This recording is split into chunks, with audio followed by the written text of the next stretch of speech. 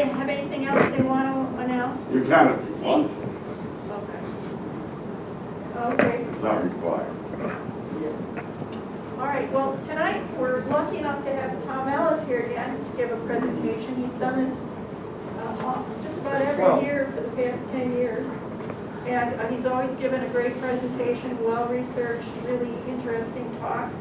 And this year he's chosen to talk about a book, Beyond the Two-State Solution, by Jonathan Kuttab. And I'll let Tom take it from here. Anybody who wants to come. I'm going to take my mask off. It's easier for me. So good evening. My name is Tom Ellis. Thank you for attending my lecture, and I hope you will join in the discussion. Thank you to Trudy Quaife and everyone else in Bethlehem Neighbors for Peace for inviting me to make this presentation.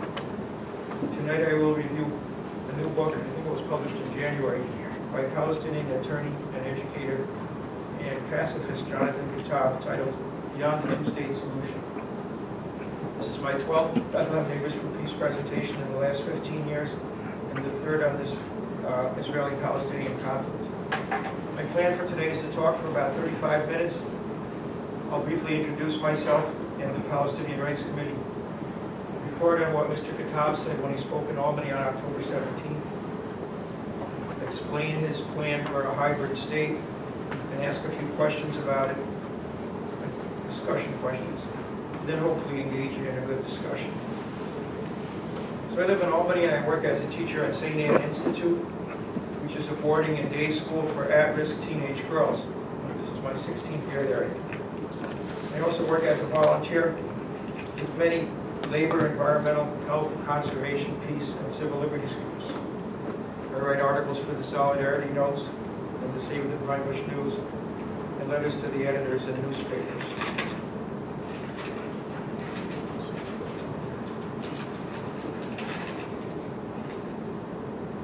Since 1982, I've been a member of the Palestinian Rights Committee. I visited Palestine and Israel in 2005 with the Fellowship of Reconciliation, and again in 2017 with the Reformed Church of America. Both of those were interfaith peace delegations made up of Christians, Jews, and Muslims, and at least one or two atheists on each group. The Palestinian Rights Committee is a peace group affiliated with the local Upper Hudson Peace Action, and an educational and an advocacy group. Since the pandemic began early last year, we've been meeting twice monthly via telephone and occasionally in person. Prior to that, we met at least once a month in person. So Jonathan Kuttab spoke in Albany at St. Andrew's Episcopal Church on October 17th. He discussed his new book, Beyond the Two-State Solution. So Mr. Kuttab is a renowned human rights activist and served as head of the legal committee negotiating the Cairo Agreement in 1994 between Israel and the Palestine Liberation Organization. He's co-founder of the Palestinian human rights group Al-Haq, which Israel just designated as a terrorist group, which is absurd. And he's the co-founder of Nonviolence International, a well-known international human rights attorney who practices in the United States, Palestine, and Israel. He serves on the board of Bethlehem Bible College and is president of the board of the Holy Land Trust. After graduating with a doctorate in jurisprudence from Virginia Law School, he practiced for a couple of years on Wall Street. He returned home to Palestine. He was a visiting scholar at Osgood Law School at York University in Toronto in the fall of 2017, and is the founding director of Just Peace Advocates Movement, a Canadian-based international law human rights not-for-profit organization. He's a resident of East Jerusalem, and a partner in the firm of Kuttab, Corey, and Hannah in East Jerusalem. And he's also a pacifist. So when he spoke in Albany on October 17th, he said that the two-state solution is no longer viable, in large part because of the continued construction of Jewish settlements in East Jerusalem and elsewhere in the West Bank. Mr. Kuttab believes the struggle between the Israelis and the Palestinians is now at a major juncture. He said, Zionists are horrified at the boycott, divestment, sanctions campaign, and they went ballistic a few months ago at the decision of Ben & Jerry's to soon cease selling their products in Jerusalem and elsewhere in the West Bank. said liberal Zionists are so worried that they're trying to persuade the United States Congress to enact a pro-two-state solution resolution.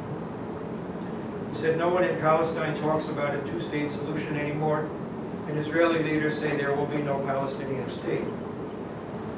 He insisted the status quo was not sustainable, the situation has become much worse, and it is changing in many ways. He said that it's fictitious to pretend the Palestinians possess a state and are fully responsible for what happens to them. We need new thinking, he insists. He said Palestinian nationalism and Zionism have both failed to deliver what each of them want. Zionism has failed to make Israel as Jewish as France is French. Zionists have split Palestinians into 5 groups: those living within Israel, East Jerusalem, the larger West Bank, Gaza Strip, and outside of historic Palestine. West Bank Palestinians are also divided between East Jerusalem residents and between areas A, B, and C. So Zionism, despite its many advantages and successes, has created a Jewish state that's only half Jewish and also one half Palestinian. He said the 7 million Palestinians now under Israeli rule, and that includes those in Gaza, cannot be ethnically cleansed. He said Palestinian nationalism has also failed, which is obvious. Zionists are in Palestine, Israel, and they will remain there. So what next?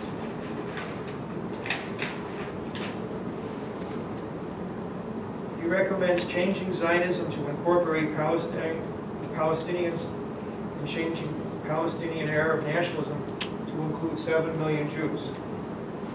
Mr. Kuttab believes he can offer Jews a state where they do not need to defend themselves if they are willing to accept a non-exclusive state. And Palestinians can also have a state or part of a state if they're willing to have it be a non-exclusive Palestinian state. He believes it's possible to create a hybrid state with an ironclad constitution that respects the rights of both groups, regardless of which is the majority now or in the future. Many such multi-ethnic or multicultural societies exist, he said, where a majority makes decisions while the rights of numerical minorities are fully respected. Examples include South Africa. Another is the United States, where Jews are only 3% of the population but thrive and are powerful. In a democracy, he said, you can participate without being in the majority. He said Jews and Palestinians are not eternal enemies. Arabs and Jews can and have gotten along with mutual respect for long periods of time in the past, and they can do so again. His envisioned state would have a separation of church and state, as we do in the United States. That would benefit everyone. Individuals could marry and divorce within the rules of their respective religious structures if they choose to, or within a secular structure should they choose to do that. Mr. Kuttab said it is time to explore new methods of peaceful coexistence, search for genuine peace, change the conversation so it becomes open to both sides, and to stop demonizing and separating, and to not give up. He said a lot can and will be done. He said younger Jews are increasingly uncomfortable with Zionism and Israeli policies. That reality explains why the silencing effort is occurring to prevent dialogue. An example of this occurred on October 17th, the same day he spoke in Albany, when a local rabbi was effective in canceling a similar presentation by Mr. Kuttab later in the day at a Schenectady church. He said some Zionists want no dialogue because they cannot defend their racism to their children and their constituents. Mr. Kuttab said Zionists increasingly focus on the top 1%, the media and Jewish leaders, because they have lost the dialogue in many places. He believes some form of a hybrid state is inevitable, so now's the time to figure out how to create it, or at least to start talking about it. He concluded his comments saying, change is not impossible, and it was not that long ago that women could not vote.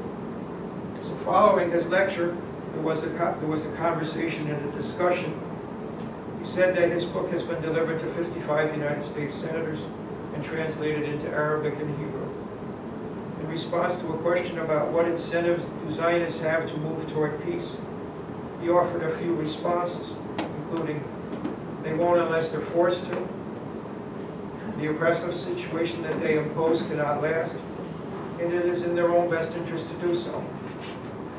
And here's a quote, we need to fight for justice and peace even if it seems hopeless, regardless if the other side is willing, he said. He said Palestinian resilience is strong, much rooted in their faith in God. And he said that this faith in God may be the chief source of hope for Palestinians.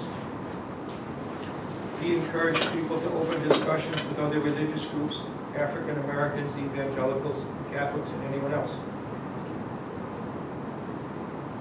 He agreed that both Israelis and Palestinians would benefit economically from genuine peace. He said, and this is included in his book, that the new constitution should mandate that 10% of the military budget of the hybrid state be devoted to furthering dialogue between Jews and Palestinians. He believes a democratic structure can be created to provide equal access to all, including those who do not like each other. And he said that such a structure would gradually change what is in people's hearts. He said the Israeli state has given peace a bad name, as well as cooperation and joint activities to build relationships and trust. Let's together, he said, rebuild a destroyed home rather than talk. And he said, this was a quote, the rabbi who disinvited me should be engaged. Force him to deal with the reality of legitimate Palestinian demands. If he refuses, then maybe boycott or picket, end quote. He urged that we tell our representatives and senators they are in error on this issue, as they were with their support for South African apartheid until the final stages of that. He said support for Zionism is plummeting among United States Jews and among young evangelicals. The top 1% of Jews contribute much money in the wrong direction, and he said Arab leaders are not legitimate and do not represent their people. So I'm not going to talk about the book. I'll pass it around if anybody wants to look at it, right? I'm sorry I don't have copies, but we'll let me look together. But you can buy, you can order the book, or you can read it online. Mr. Kuttab said that he has no problem with people reading it online. He wants it to be read. So he's written a small book that can be read in one sitting. He lays out his rationale very logically. He begins with an overview of the conflict and the two mutually exclusive ideologies. Chapter 2 concerns how after the 1967 war, the two-state solution emerged as a possible resolution to the conflict and gradually won widespread support among Israelis, Palestinians, and the world community, and it was expressed through various United Nations resolutions. Eventually, the two-state solution became the only game in town. And the way it would work was that in exchange for Israeli withdrawal from Palestinian territories, East Jerusalem, the rest of the West Bank, and Gaza, captured in the 1967 war, the Palestinians would renounce their claim to 78% of historic Palestine that Israel took over between 1947 and 1949. So Palestinians would accept their nation on a mere 22% of their homeland, and Israel could relax with the conflict fully resolved. All Arab and predominantly Muslim nations agreed to the two-state solution decades ago. However, even though Israel said it accepted the two-state solution in the late 60s and continues even, Israel began immediately confiscating Palestinian lands in East Jerusalem and the rest of the West Bank for settlements by Jewish-only settlers. In addition, small groups of Israelis began building settlements. The Israeli government gradually supplied with logistical support, electricity, a Jewish-only extensive road network connecting the settlements to each other and Israel, and military protection. West Bank Palestinians in 1967 were placed under martial law or military rule that continues to this day. Mr. Kuttab said, this is important, quote, the most critical thing about settlements is that they totally, fully, and radically contradicted and undermined the possibility of a two-state solution, end quote, end quote. So Today there are more than 700,000 Jewish settlers in East Jerusalem and the rest of the West Bank. He said that they are an irreversible fact, and to consider uprooting them at this time is to contemplate a major emotional and humanitarian disaster of monumental proportions. He said attempting to remove them would lead to civil war. Mr. Kuttab believes that the location of the settlements makes it impossible to establish a coherent and contiguous Palestinian state in the West Bank. The fact that Israel has refused to remove about 100 Jewish settler families from Hebron in the West Bank is evidence the settlers in East Jerusalem and the West Bank will not be removed by Israel. Removing settlers from the Gaza Strip in 2005 was viewed in Israel as a national trauma that must not be repeated, while it also increased efforts to settle the West Bank. Mr. Kuttab views the failure of the Oslo process that began about 30 years ago as having resulted in large part from the continued expansion and solidification of Jewish-only East Jerusalem and West Bank settlements. He reviews the rejected by the Palestinians of Donald Trump's so-called deal of the century as the official death of any meaningful two-state solution. So he said, even though the two-state solution is dead, the idea of it survives today for 5 or 6 reasons at least. One is that it is enshrined in the United Nations resolutions and the Saudi-led Arab Peace Initiative. To many people, it seems to be a logical resolution of the conflict. It preserves Zionist and Palestinian ideologies. It perpetuates the status quo and the settlement enterprise. It perpetuates the notion of Israeli democracy. And it prevents discussion of alternatives. And Mr. Kuttab says the only real alternative is the idea of one state. So his idea for a one-state solution. Neither side will be able to achieve all its goals in a one-state solution, but both can achieve their minimum requirements. Israelis would achieve a home with a law of return, security, and a real end to the conflict. The Jewish tribal identity is recognized, and Saturday would be the official Shabbat. Hebrew would be an official language. Israelis could live anywhere in the state and democracy. Palestinians would attain political and legal equality with an ironclad constitutionally protected equality. The refugees' right of return to all parts of the state, and the right of mobility within the new state. Democracy, Arabic as an official language, and cultural identity.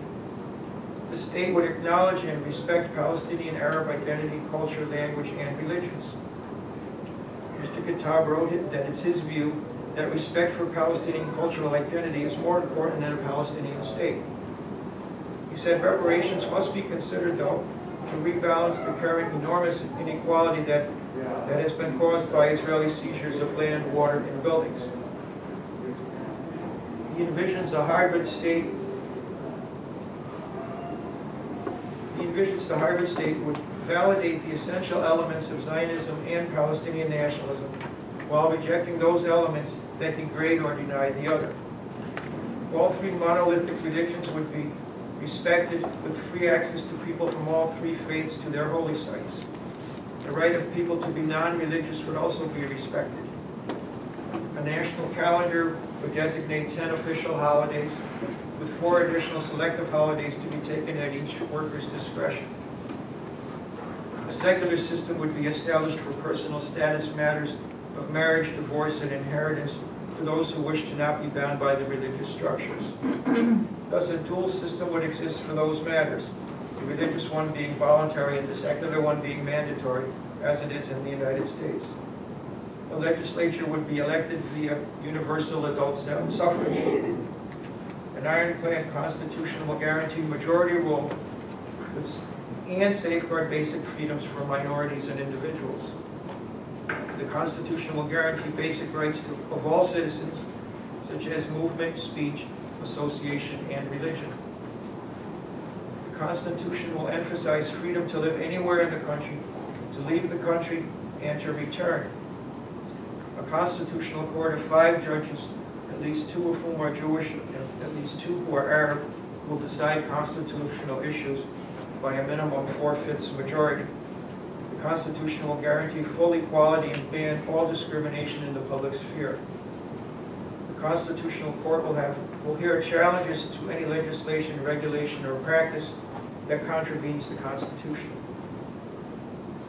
He said, due to Israelis' considerable and legitimate concerns about security, all branches of the military will be headed by a Jew, but there will be an Arab or Palestinian deputy. All other military positions will be open to all based on merit. But he said, due to Palestinians' concerns about the nasty way that the Israelis police them, the chief of police will always be an Arab with a Jewish deputy. A designated government ministry with a budget of at least 1/10 that of the military will work to foster understanding, teach the history and culture of each side to the other, and promote joint projects. Jews living in former Palestinian homes will not be displaced. The government will work to provide compensation or alternative housing or land to help resettle Palestinian refugees. So the new state would remain a special place for Jews worldwide and a possible refuge if it was ever needed. The new state would serve as a bridge to the Arab and Muslim world for Jews. The new state would also act as a center for progressive Arab life and as a model for tolerant and enlightened life. Mr. Kuttab believes the new state would provide a richer and more nuanced life and be more attractive to both Jews and Palestinians. He wrote, here's a quote, "An Arab state that is open to the world and to other cultures and peoples revives and recalls the glorious days when the Arab and Muslim state was open to other ideas and was a center of learning and sharing other cultures and languages." End quote. For Zionists, he wrote, quote, "Jewish life that is also enriched and enhanced by fully accepting and embracing Palestinian Arabs would be a more vibrant and authentic life, which is genuinely a light unto the nations." End quote. He said Israel would cease to be a ghetto and a foreign isolated Western implant in the heart of a hostile Middle East. The Constitution would create a framework for resolving major issues in society. The Constitution would require broad acceptance by all significant stakeholders if it were to work. It would be amendable only through an elaborate process. No resolution of the conflict, he said, is possible without a constitution. The Constitution should and would specifically recognize a right of return to both communities, that both Jews and Palestinians have special connections to the land. All people would enjoy freedom of religion or to be non-believers. And the secular system of civil laws and personal status matters is instituted alongside the religious courts for those who choose to follow them. Finally, the Constitution would guarantee equality for all citizens in all areas of public life, except for those identified for security and policing. He also discussed some objections that have been or might be raised to his plan. To those who say no successful model exists where two or more diverse communities exist in peaceful cooperation, he refers to Canada or Belgium or Northern Ireland. He said the Holy Land is a unique place and a unique solution could work there. He said Jews desire to be a light unto the nations, and the Torah teaches about proper treatment of the stranger. Arabs have a long tradition of hospitality to strangers and tolerance toward minorities. By drawing on these strands of Jewish and Arab culture and history, the new hybrid state would have much to teach the surrounding countries. As for the region being a dangerous neighborhood, he insists that despite short periods of violence and ugliness, Jews, Christians, and Muslims have long periods of peaceful coexistence. To those who say the Constitution is only a piece of paper, he reminds them that if it is approved by large segments of both populations and interpreted by an independent judiciary, the Constitution and the nation might endure. He hopes a democratic society governed by the rule of law, a free press, a professional civil service, and a vibrant civil society can provide long-term stability. Palestinians and Israelis, he said, both have robust civil societies that they can draw on. Some would ask why Israel, being the much stronger party, should accept this hybrid state. And he said that the current situation is not stable or sustainable long term.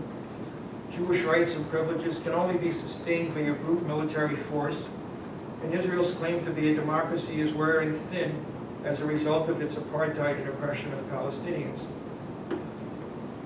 Both sides must be convinced that peace, rather than vanquishing the other, is the only long-term solution, he said. Israel cannot achieve peace, legitimacy, acceptance, or survival with its present policies.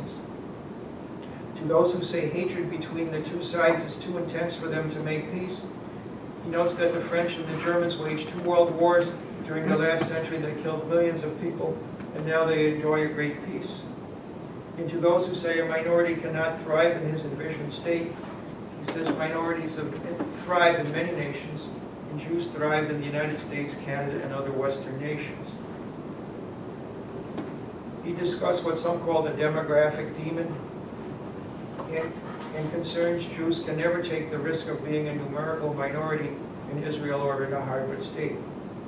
He notes that in many countries, when a majority or faction wins elections and take power, it takes control of all the organs of government and rules with little or no appreciation of the other party or parties. He said that both Fatah in the West Bank and Hamas in Gaza operate undemocratically in this manner. But he reminds readers that demographics alone do not determine election outcomes, and elections alone do not determine all issues of power in functioning democratic societies. And ethnic groups do not always vote as a bloc, or for one of their own. Real democracies have the rule of law, a free press, transparent and accountable government, an independent judiciary, careful systems of checks and balances, and an ironclad constitution to provide individuals and minorities substantial freedom and never to be violated rights. Democracies do not necessarily distribute power proportionally to religious or ethnic groups, but they do allow minorities to fully participate and to compete peacefully to improve their status. He said the end of apartheid in South Africa and the launch of one person, one vote there did not lead to the subjugation of white South Africans or to their slaughter. Genuine democracies do not permit legal discrimination against minorities. When majorities treat minorities fairly, the majority gains the trust of minorities who feel a full sense of citizenship and belonging.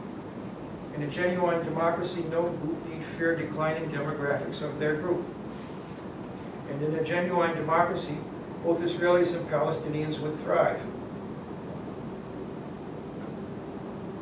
He said that the fact that Palestine is in the geographic center of the Arab world, and that the Palestinian struggle for justice has had a huge place in the hearts and minds of Arabs worldwide, and that many Arabs view the Palestinian struggle as being in the forefront of their own struggles for liberation and independence. He sees that as a strength. He said Israel was formed in response in part to worldwide anti-Semitism, that many Jews outside Israel feel a special relationship toward Israel, and that the trauma of the Holocaust contribute to the international Jewish support Israel possesses. He said the fact that Israel and Palestine are of vital importance to 3 monotheistic religions has been both a blessing and a curse to the people who live there. But he insists that these 3 factors, that Israel or Palestine being of critical importance to Arabs and Jews, and to the adherents of 3 religions, makes many people who live outside the Holy Land serious stakeholders in what happens there. I think that's one of his key points, one of the strengths of his arguments. He hopes the cloud of these outside elements can contribute to stability and prosperity and help to guarantee the successful implementation of any agreed upon formula. The existence, influence, and power of these outside forces can help guarantee stability. The book also contains a chapter on how to get to a hybrid state that begins with 3 fundamental obstacles to its creation, followed by a dozen or more actions that he believes should be taken. The 3 obstacles are the Holocaust syndrome that makes many Jews distrustful of non-Jews and peace proposals, even though sincerely made. That's the first. The huge imbalance of power that exists between Israel and the Palestinians, and that few joint actions between Israelis and Palestinians are occurring anymore. He believes that unless and until the Holocaust trauma is healed and ameliorated, even the most ideal solution will be impossible to realize. One way to reduce Holocaust trauma is for people to be clear in our opposition to anti-Semitism, but to do so in the context of opposition to all forms of racism and discrimination, and also rejecting every opposition to Israeli policies as anti-Semitic. Mr. Kuttab wrote that Israel is far more powerful than Palestinians, who are also fragmented, geographically separated from each other, suffer from poor leadership which is ineffective at best, and collaboration with Israel at worst. He said the Holocaust trauma hinders efforts to reduce the power imbalance, and thus to move forward will require hard choices, dedicated action, and a long struggle by people of goodwill committed to justice and to the ultimate good of both parties. Joint actions between Israelis and Palestinians have been reduced in recent years by the Israeli separation wall, checkpoints, and military regulations, and by the Palestinian authorities insisting it is the only legitimate intermediary to Israel, and the Palestinian authorities' discouragement of direct contacts between Israeli and Palestinian activists, he said. So he recommends about a dozen actions that can be taken to advance the cause of peace. Palestinians should rethink their attitudes towards settlers, who are a cross-section of Israelis, and they're not all extremists. Israelis need to re-examine their blanket condemnation of Hamas, which represents many Palestinians and has many moderates. Israel should end its siege of Gaza and allow freedom of movement of people and goods into and out of the Gaza Strip. He said Palestinians should abandon their armed struggle. He said that they have a right to an armed struggle, but that it's ineffective and it's not productive.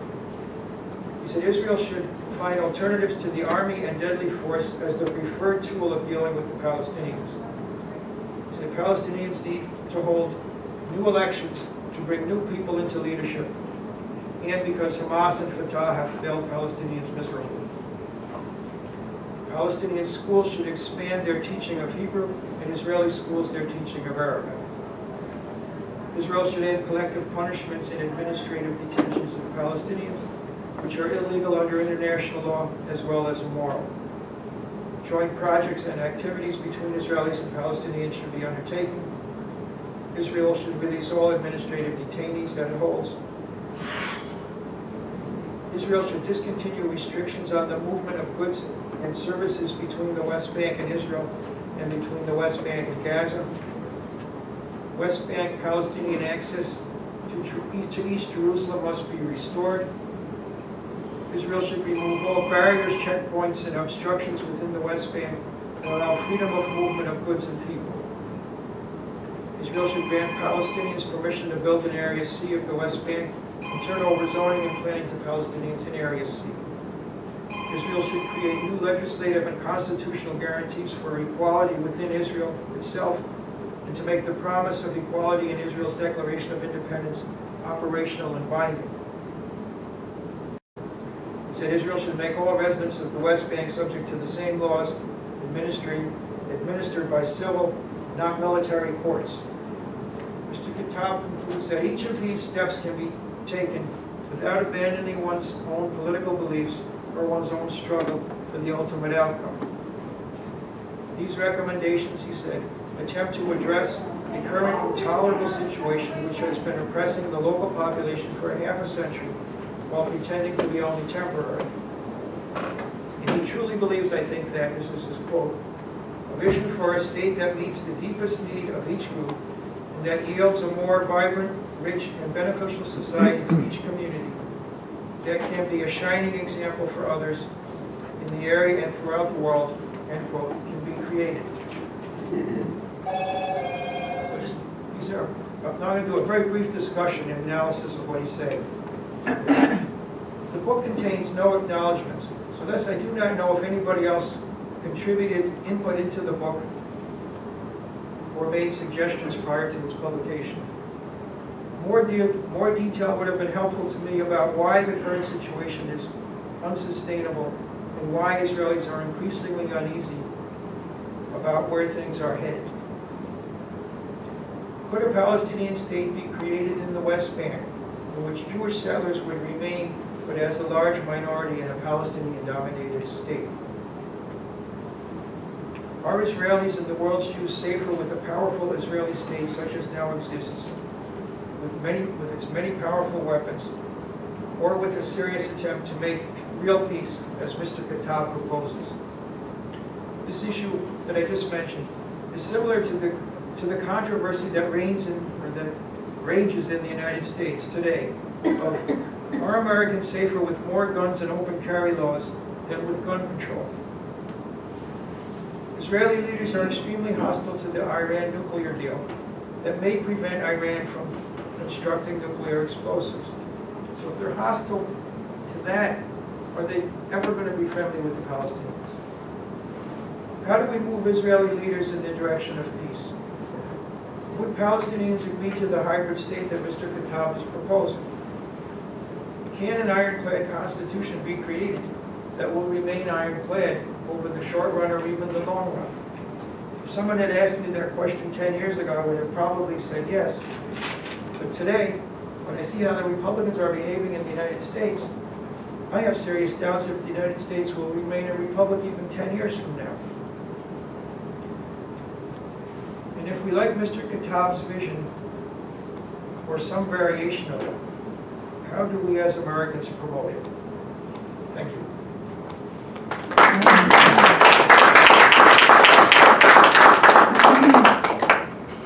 Any questions, comments, disagreements? Yes, sir. I thought his plan was generally very admirable. I'm not sure I understand the reasoning behind advocating that chiefs of police and heads of the military be of a certain religion. I'm not sure I understand his reasoning. He believes that Israelis have an extreme concern about security based on the Holocaust and 2,000 years of Poland. You're probably familiar with a lot of that. And so, thus, in order to make Israeli Jews feel more comfortable, the head of the Army and the Navy and the Air Force would be Jews indefinitely, but their deputy would always be a Palestinian. And any other person in the military, any other position, even third in line, could be open to anybody who wants it, who applies for it, based on merit. As for the police, the Israelis brutalize Palestinians not only with their military, but with their police. So he's saying that the Palestinians might feel a lot safer if they knew that the chief of police was always going to be a Palestinian with an Israeli or a Jew as a deputy. He wasn't clear whether that would be the chief of all of the police in the new country or whether it would be the chief of police of every local or regional police force. He didn't make that clear. Well, as I see it, it might be a way to start off, but I wouldn't leave that as a permanent solution. Once tensions are gone, it shouldn't matter what religion the person holding either of those positions would be. Well, it's more than religion, though. It's ethnicity. But I see your point. I agree. And things would change. I mean, even if something was set up 20 or 30 years, there would be changes that would be made as newer people came to power. And if it was working, people would be more relaxed, right? Like you're saying. Yes? Me? Yes. Okay. I love visionary policies. And this certainly is the visionary policy. And very hopeful. And he thought well about both sides. And I just love it. Because, you know, Israel for so long has been a puppet of the United States military. And it's just, you know, bought into the insecurities caused by the Holocaust and the fears caused by the Holocaust in the 2,000 years before that. And this kind of has a vision that people can wrap their minds around and actually think about it. It's not a fight, it's not someone's wrong, someone's right. It's just trying to make sense out of something. So Thank you, Tom. It was really good. Thank you. I thought it was unnecessarily utopian. Having been there, having been to Gaza, having been to the West Bank, having been arrested, being imprisoned and deported, but just simply wanting to visit the West Bank, I think the Israelis have got to move so much more than the Palestinians, and certainly right now I don't see that they will. He mentions the traumatizing of Israelis over the Holocaust. Well, of course, they still bring Holocaust survivors into infant schools where children from the age of 5 are taught about the conditions and the reasoning behind the Holocaust. Now, fortunately, this is a generational issue, and in not too many years' time, this won't even be possible because they'll all have died. But nevertheless, the traumatization does continue, as does the conscription, which is very clever because conscription in Israel is done in cohorts from schools, from college, universities, and so you're always moving with your own group and your own friends. I lived with an Israeli for 7 years. I lived with a man who had served in 3 wars, who was a pacifist, who, when I asked him, what happened, he said I would run across the desert shooting my gun in the air and praying I didn't hurt anyone. And he had to leave Israel. He was terrified. He would spend 6 months worrying about whether he was going to be conscripted for his 2-year stint. He spent a year recovering from it.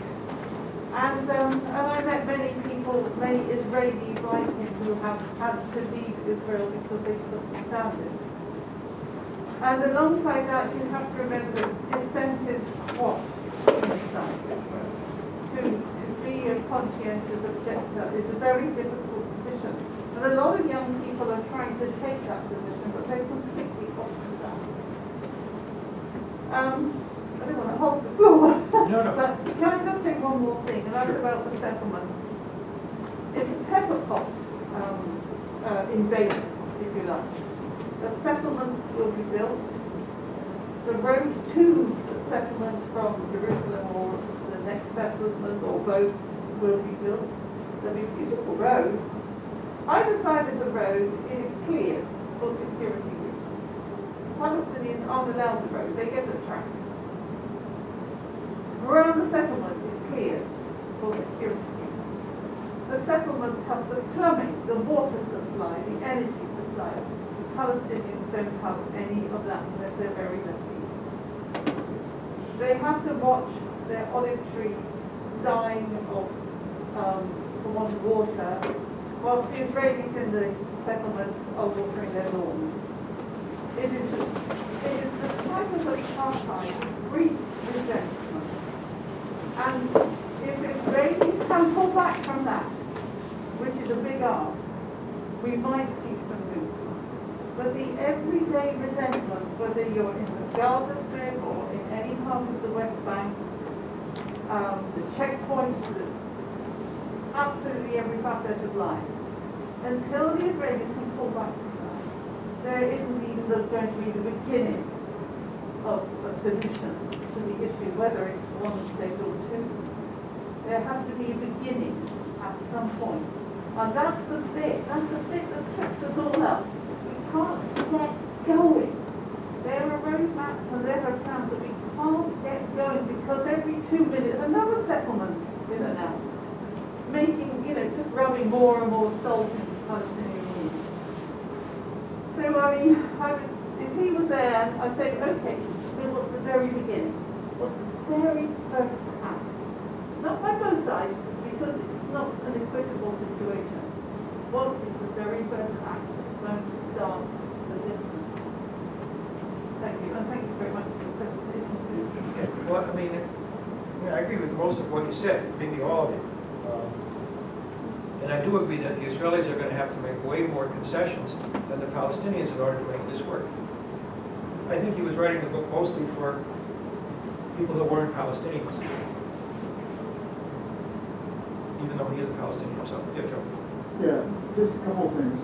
I mean, I think for a while, those of us that support Palestinian rights have understood that a two-state solution is not going to work for some of the reasons it says. And people have been talking about a single state, democratic state with both Jews and Palestinians living together. I see from what you said, he went into more detail about who's going to be the head of the army, who's going to be the head of the police, how many Jews and how many Palestinians are going to be on the Supreme Court, all this kind of stuff. But otherwise, I think it's a concept where people have been moving it for a while because in reality, I don't know really what the difference is, except for the detail with this kind of thing.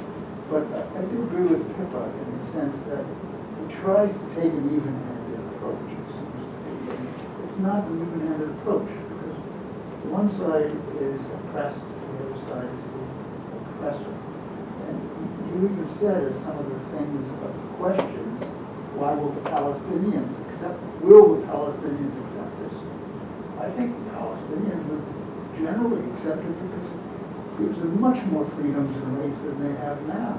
The question is, will the Zionists accept it? And I think the answer there is no, because it gives them far fewer in terms of their domination of the land and giving up the idea of a Jewish state and all the resources, the water and everything going to them. And there's a minimum amount of resources. So I think that makes it more difficult.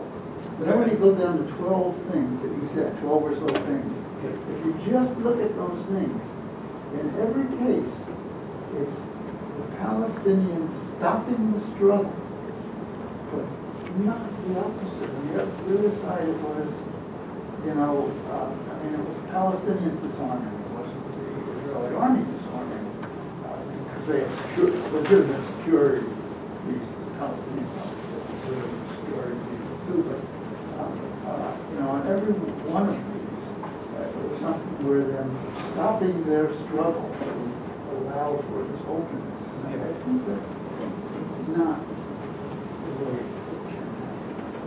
First step is the real serious concessions, stopping settlements, stopping the bombing of Gaza, stopping the arrest of children and other people who are not guilty of anything, and all this kind of stuff. Okay. But I disagree with you. I think that Israeli Jews are oppressed by their own government. As Pippa said, that they're forced to go, many of them were forced to go into the military. And, I've met ex-Israelis who are not going to go back there and live there. And I think that Jewish people are terrorized by the Israeli government. This Holocaust thing is constantly reiterated, and it's a serious concern. I'm not making light of the Holocaust. 6 million Jews got killed. It's huge, and it's not like it's going to go away even after the last of the Holocaust survivors have died. It's not going to go away even in 100 years. It's real. I do think that Israelis are oppressed by their own government. I think it's pretty severe. Yes. So one of the things that seems quite credible and powerful about this book is he's actually thinking through in detail some possible solutions and way of finding democracy, of discovering democracy. It's not going to be an easy process to really get there, but I think it's really a brilliant book. And I appreciate the thinking you put it forward in detail. Thank you. It's a lot of thinking gone into it. But I agree with Joe in that I don't see the motivation for the Israeli people to make these, to stop doing what they're doing.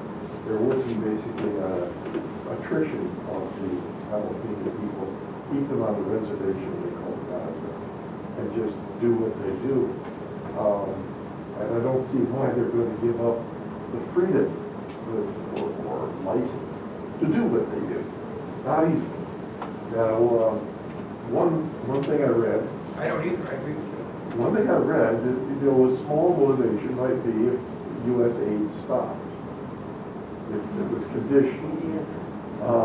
One of the triggers, there was a trigger in American law to stop that, which is if the president acknowledges that Israel has nuclear weapons. You can't say that because we have law that says that they're not a part of a nuclear weapons agreement, and we can't just give aid to any country that's not part of that agreement. That would be, I don't know what significance it would be, but it would be some. I've see, there was one other thought along the crazy lines. We could establish a relationship with Israel. I mean, the Palestinians, well, but Israel, a whole piece, from Arab border to Arab border, along the lines of our relationship with Puerto Rico. The Israelis would have absolute assurance that they would have the American shield around them. They'd have to turn their nuclear weapons and military weapons. Their people could remain National Guard. But it would give them no reason. Plus, you would have all of the traditions of equal for the law, religions, all the other stuff that's mentioned there. I can't see it doing that either. But, you know, that's just crazy talk. It's what he wants, basically, is the same as what we've got. Chris?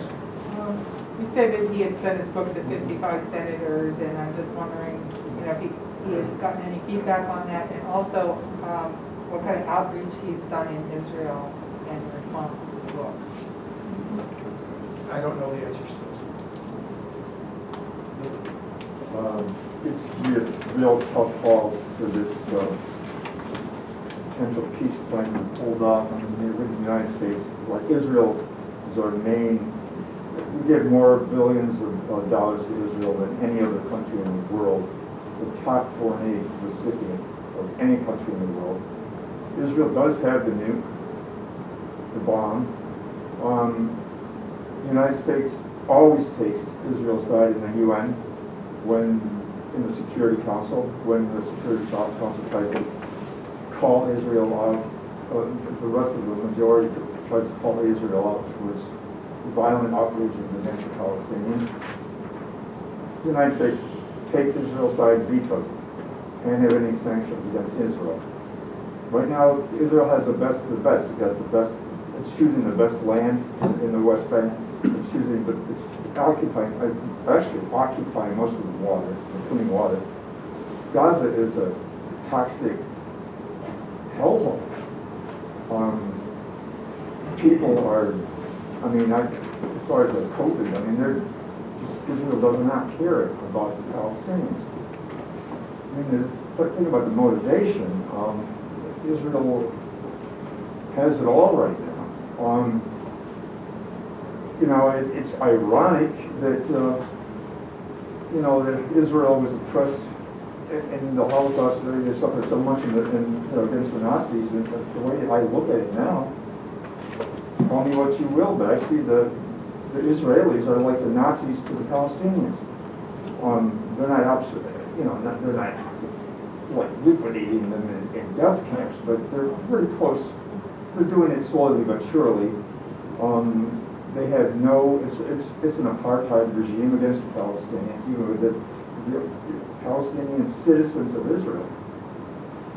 I don't know if there's like hotheads on both sides. It seems like Israel's getting more and more right-wing. Palestinians, they see they have nothing to lose. They're willing to put their life on the line, throwing rocks and sticks against Israel, and they just pick them off with sniper rifles and things like that, shoot them and leg and whatever. It just seems hopeless to them, and when you're hopeless, you're willing to do anything. Because what's the point? Your life there's no hope. Your life has almost no meaning to it. So if the United States took as hard a stand for more equitability between the two sides. Refuse to stop funding Israel, and in the settlements. I mean, if they say, well, we don't want you to build settlements, they do it anyway, and we say, okay, we'll do Israel anyway. You know, I don't know really how it's going to happen. Yes, I don't see it's going to happen. I mean, it's a dream. I think in the United States, if we could get 3 or 4 Jewish United States senators to issue a public statement together, just saying that you, government of Israel, you are doing policies that are not in the interest of the United States and that are increasing the danger for Jews around the world. You have to change how you're doing things, or we're going to move to change American policy. I think that would have an impact. You get Schumer and a couple of others to do it. I think that's the way to do it. But I don't see Schumer doing it. I don't either. But I mean, I think that would do it, I think. Bernie Sanders. Bernie might. Yeah. Oh, yes, I could. That's the point, is that New York State has 2 senators, Schumer being one of them. Right. Because the Israeli lobby is so strong, they will fund it primarily against somebody who doesn't support their point of view. Correct. So in effect, Israel has many more senators than New York State does. They have in their pocket senators, 5, 10, I'm not sure, and congressmen as well. They make sure these people are not going to turn their back on Israeli policy. That's a smart move. And then what happened over the very recent vote to replenish the Iron Dome missile capability in Israel, where Alexander Ocasio-Cortez had to vote for Israel. And she was in tears in the lobby Really? afterwards. I didn't know that. Oh, boy. I know she's been a troublemaker to other people, but she's been Well, along with it. in order for Ilhan Omar to be able to vote against it, she had to vote for it.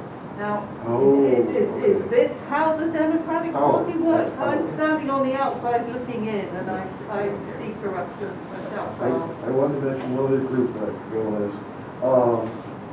The evangelicals, some people in the United States want the final conflict. Yes. I don't know how many they are, but I believe they are tens of millions. They're at least over 10. And they want the final conflict in the Middle East to bring on the second conflict. So are they really pro-Israeli? They want Israel to be destroyed? That's true, but the conflict has to stay there until it starts to fire. Yeah. And Israel gets wiped out in the end, but still, that's crazy. I think China studiously doesn't have a position. No, we have to. They have a totally different agenda. Yes. I think that it's very interesting a book like this can get people talking, open minds, offer something other, like we can criticize either side, and people have had discussions for decades about all of it and fights about all of it. And the Israeli position has been used to separate left-wing progressive movements all over the place. People start fighting about it and forget where they were going, and they stop being unified. So a book like this offers, maybe a utopia, but also it offers us something to wrap our minds around. At the beginning of a discussion. Yeah. I don't think that he expects that if it were to be established, that it would be exactly along the Right. lines. This is just a beginning of, maybe he's not the first one, but he's trying to lay out a concrete plan of something that people can talk about. To your point, though, about things going on in this country, down in Woodstock, the women against black, there were many of them. There were like, I don't know, 30 of them. There were a lot of them that would meet every week until the Palestinian question came up. And then they just split. I mean, there's now 2 groups. They come into 2 different vigils. But it shows how powerful this whole issue is, even in this country, that it breaks up in a peace group, because they Anti-Semitism is like, someone described it as, you're walking down the road together and then there's 2 other roads and you have to decide where to go. And the anti-Semitism hits the progressive movement, and all of a sudden, people get divided and they're fighting. It happened in South Africa around the fight against apartheid. They had a big fight about anti-Semitism instead of being able to focus on the racism that was happening. So we just can't let it happen.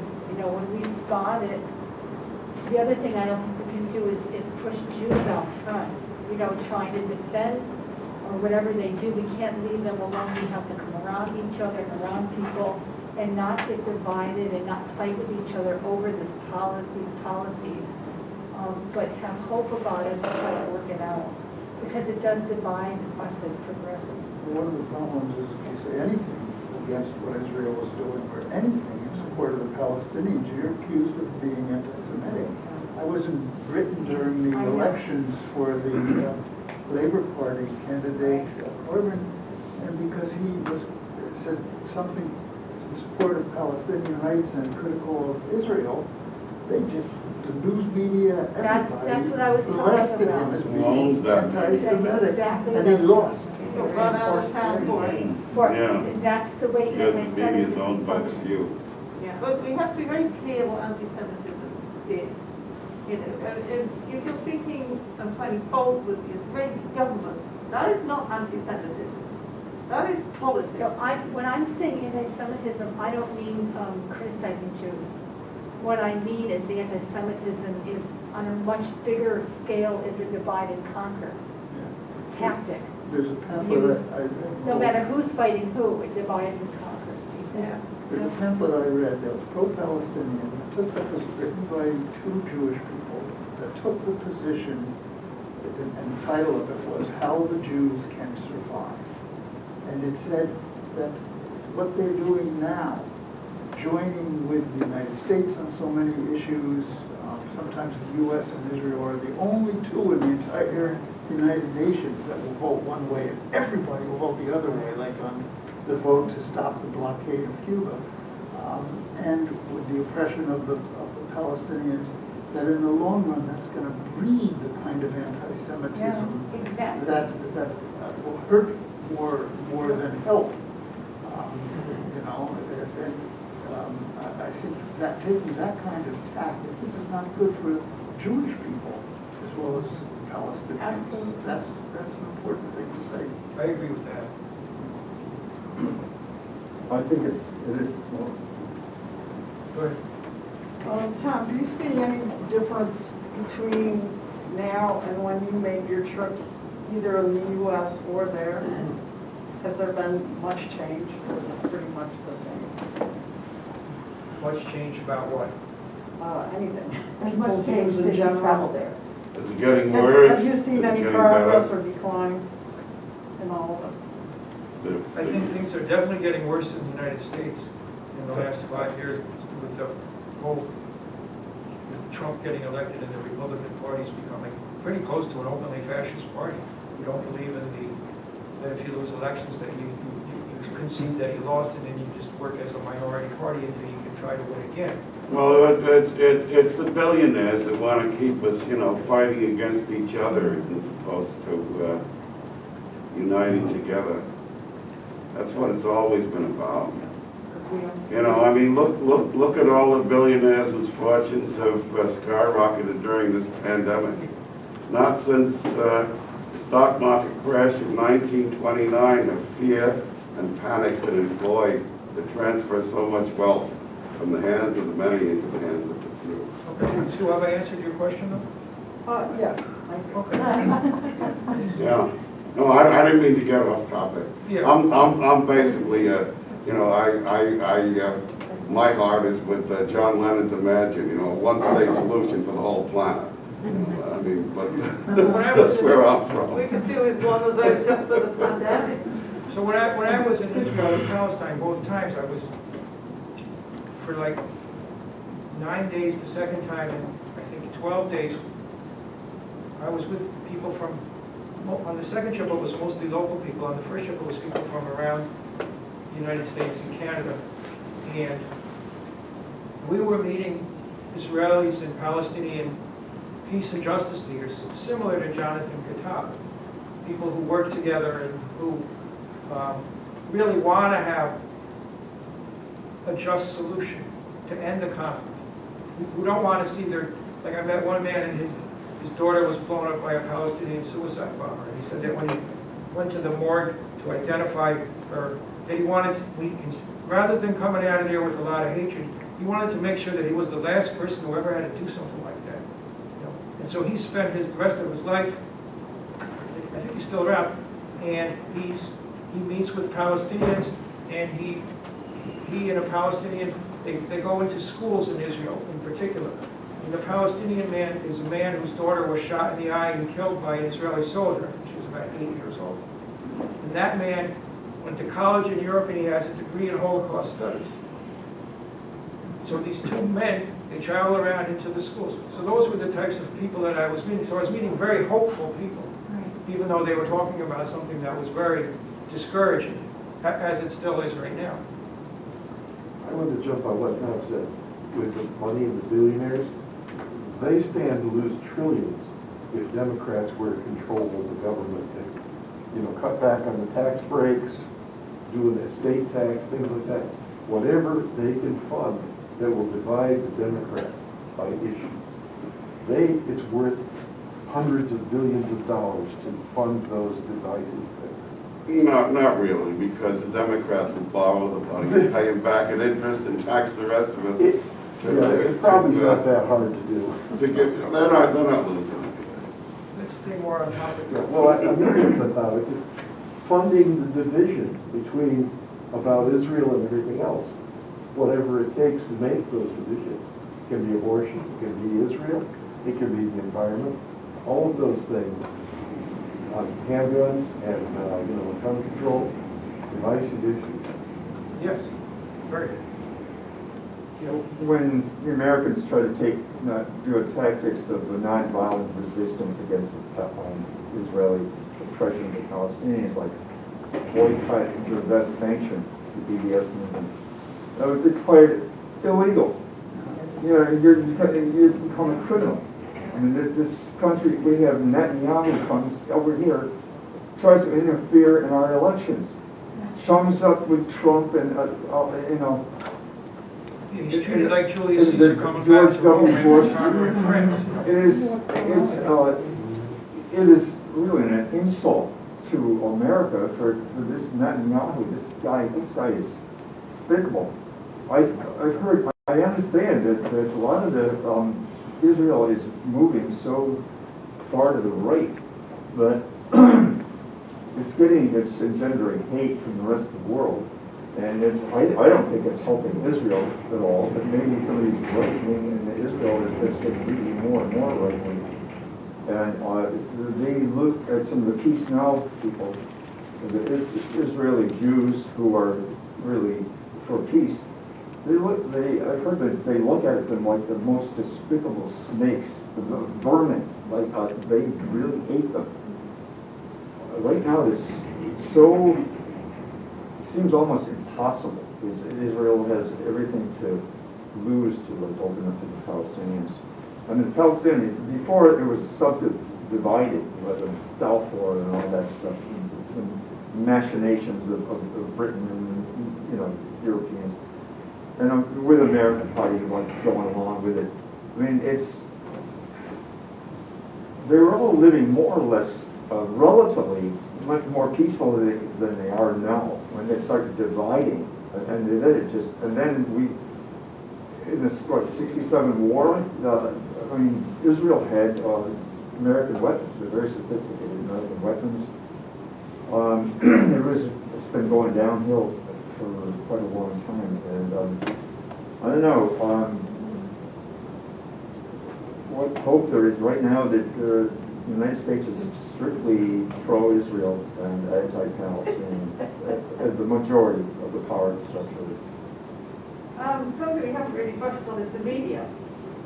They have a huge plot today. The media, every country has a certain amount of propaganda in their news feed. Of course they do. But the media certainly tell a very poor story about the Middle East. That is the Western media. And sometimes it's just semantics, but it's really important. For example, they would report that one Israeli was killed. No, it wasn't. One Israeli was murdered, and 6 Palestinians died. You know. Yes. So they would have this in the same story, sort of assuming that the Palestinians just sort of spontaneously died, and the Israeli was brutally murdered. When in fact that the Israeli had actually killed the others. So the media, through use of the propaganda manual, tells us the story that is going to make us sympathetic to Israeli desires all the time. And you have to watch that. Little words here and there all the time coming through. So you never really see the story. It's always the Palestinian is the aggressor. It's usually the Israeli is very hard done by and has to retaliate and kill another 50 people because the fireworks came over the border. And it's really, really hard for people who are not in the game as we are, in a sense, to unpick what's really going on out there.